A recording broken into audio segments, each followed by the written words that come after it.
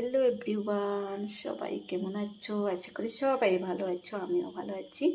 তারপর এটা কি বলো তো, এটা হয়েছে লবণ পিঠা বানাবো।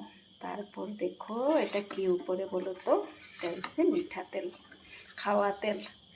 তারপর এরকমভাবে আমি অল্প দিয়া দেই, তারপর কালারটাও ভালো হয় আর পিঠাটা খেতেও খুব টেস্টি হয়। তার জন্য দেখো আমি এরকমভাবে শুধু লবণ আর তেল আর কিছু দেই নাই কিন্তু।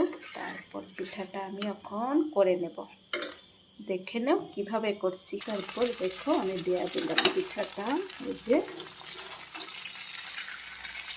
এরকম ঘোরাইতে হবে।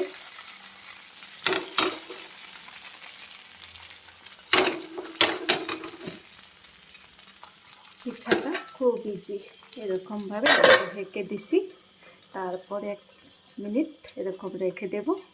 তারপর দেখো হয়ে গেছে পিঠাটা। এখন এইভাবে ভাজ করে নিচ্ছি, হয়ে গেছে।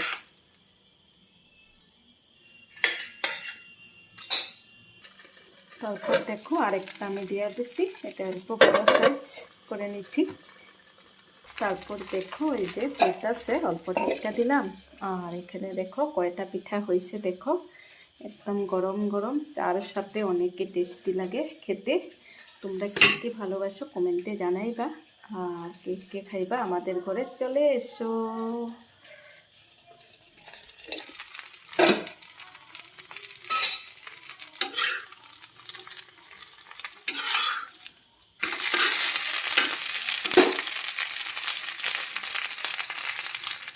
টাটা।